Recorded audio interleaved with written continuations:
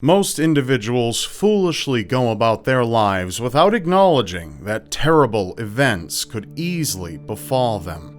Indeed, sometimes it's only in our self-centered nature to forget that the life we're familiar with could vanish within the blink of an eye, or that our acquaintances, friends, and even family could one day disappear, never to be seen or heard from again. Although an uncomfortable truth, many have regrettably had to face this cold reality of life.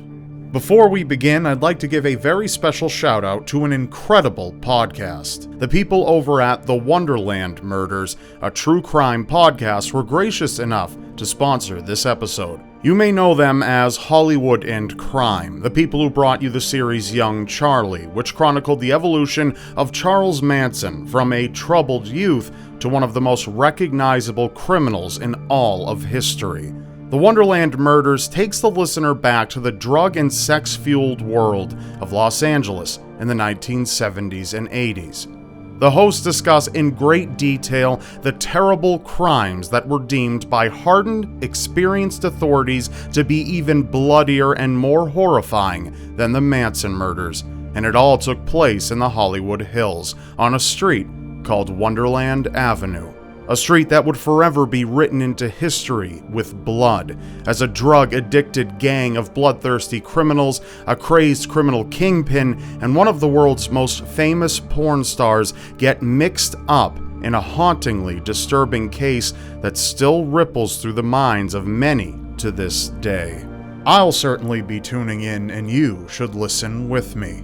You can hear the first 2 episodes right now by searching for The Wonderland Murders on Apple Podcasts, or you can find a link to their podcast in the description below. You can listen anytime, anywhere, like if you're getting things done around the house, while you're driving to work, or maybe while you're about to go to sleep in the dark, alone, or anywhere else you'd like to listen. Trust me, it's something you're not gonna want to miss. So again, head down to the description below for a link, and thank you for listening.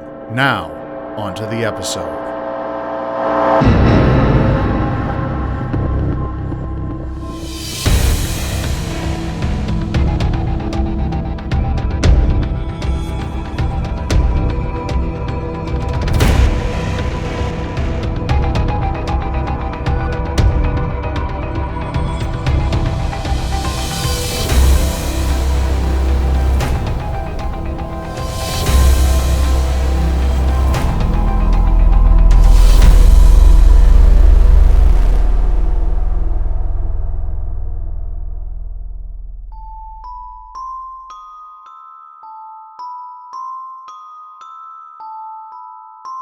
Christmas Eve, December 24th, 1945. A merciless fire devastates the SODDER family's home in Fayetteville, West Virginia. George and Jenny SODDER, as well as 9 of their 10 children, are in the house during the fire. George and Jenny both escape with 4 of their children. However, the other 5 do not make it out. Although at first the children are presumed to have died in the fire, by the time the fire department examines the charred ruins of the home, the remains of the 5 children are nowhere to be found. Indeed, things aren't truly as they seem, and many strange details leading up to the fire only make authorities further question the fate of the 5 children. Jenny awakes at 2:30 a.m. and receives a strange call from an unfamiliar woman. At 1 a.m., Jenny also hears something fall on the roof. 30 minutes later, she smells smoke and discovers a fire in the room that her husband uses for an office. Jenny and George escape with only 4 of their children: Marion, Sylvia, John, and George Jr. However, although they desperately yell to the other children upstairs, they never receive a response. And sadly, the reason they're unable to reach them themselves is because the stairway is already aflame. George, unable to find the ladder, decides to climb the wall and break open the attic window from the outside, cutting his arm in the process. However, he does not see his children anywhere in the attic. And because they can do nothing, they simply wait for the fire department to arrive as the house tragically burns to the ground. But by the time they arrive later during the morning, firefighters can do very little but search through the hot ash left over from the unpitying blaze. No bones are recovered, leaving many to believe that the fire was hot enough to completely burn the children's bodies. Nevertheless, an employee from a local crematorium explains to them that human remains are left over even after fires burning at temperatures high as 2,000 degrees Fahrenheit, nearly twice as hot as what a typical house fire would be. Many speculations exist regarding the 5 missing children. However, to this day, no one is certain what truly happened to them at all.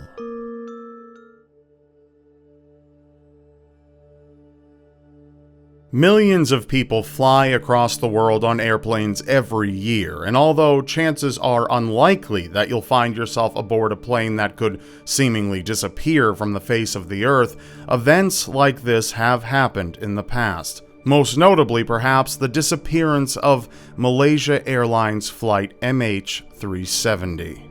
March 8, 2014 was the last day the aircraft made voice contact with the flight traffic control. 227 passengers were on board at the time, and the plane was flying over the South China Sea.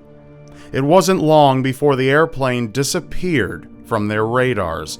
Luckily, it still showed up on military radars, however, this was short-lived. The aircraft continued westward and flew over the Malay Peninsula, but disappeared from all military radars after it began flying over the Andaman Sea. A multinational search shortly thereafter commenced.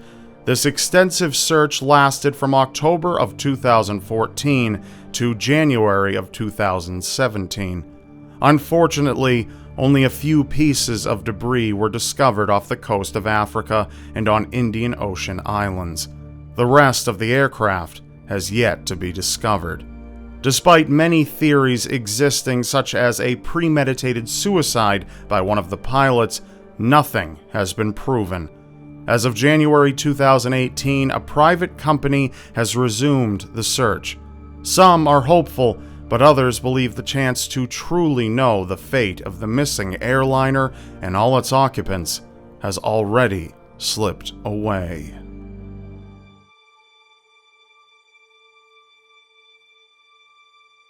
The Flannan Isles Lighthouse was constructed between the years of 1895 and 1899 off the west coast of Scotland.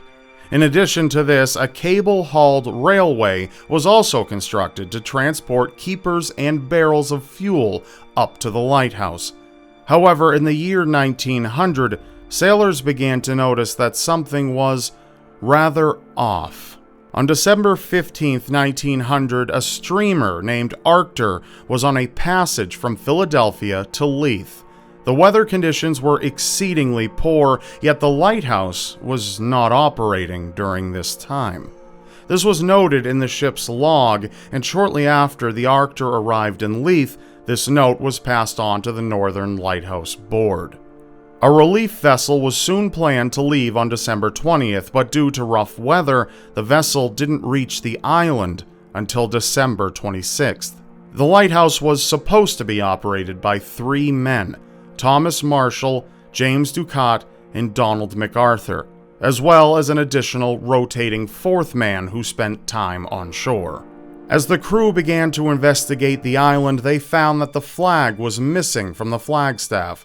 In addition to this, not a single provision box had been left on the dock, as they were usually supposed to be. But even more disconcertingly, none of the lighthouse keepers stood there to welcome them. As their search continued, they found the beds were unmade, the clocks had stopped working, and many of the oil lamps had been refilled. But there were no signs of the keepers. They had seemingly just disappeared. A man named Joseph Moore and 3 other men decided to stay and operate the lighthouse again. In a chilling telegram, Moore states the following: "A dreadful accident has happened at the Flannans. The three keepers, Ducat, Marshall, and the Occasional, have disappeared from the island. The clocks were stopped and other signs indicated that the accident must have happened about a week ago." Even after searching, the bodies of the missing men were never found. There are many theories regarding their disappearance, from freak waves and weather to paranormal activity. But ultimately, we will very likely never truly know what happened to the poor lighthouse keepers.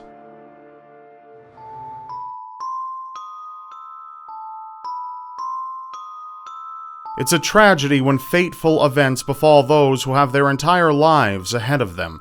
Brian SHAFFER is a prime example of such undeserved misfortunes. Brian SHAFFER was a medical student at The Ohio State University.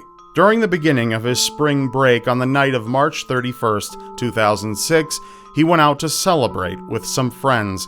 But puzzlingly, a security camera caught footage of him talking to two women outside a bar at around 2 a.m. After re-entering the bar, he was never seen or heard from again. Brian began bar hopping with his friend William Florence once they both met at the Ugly Tuna Saloona. According to Florence, they both had one shot of hard liquor at each stop. Eventually, they met with Meredith Reed, one of William Florence's friends. She gave the two a ride back to the Ugly Tuna Saloona to have one last drink. However, sometime while they were there, they lost contact with Brian.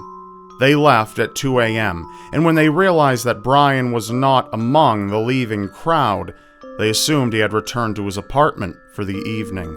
But when family and friends tried to call him later on, he didn't answer his phone.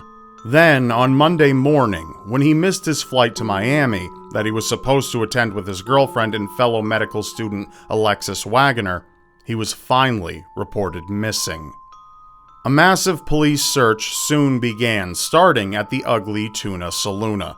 They extensively searched the city, but Brian has never turned up. The most prevalent theory explaining Brian's disappearance is that he was a victim in the smiley face serial murders. However, nothing is certain, and to this day, his whereabouts or death remain a mystery. If you have any information regarding the whereabouts of Brian SHAFFER, you're urged to contact the Columbus Police Department at 877-645-8477 right away.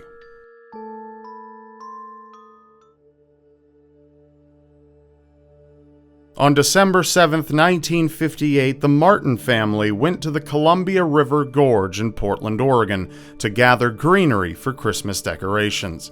That day, the family would go missing.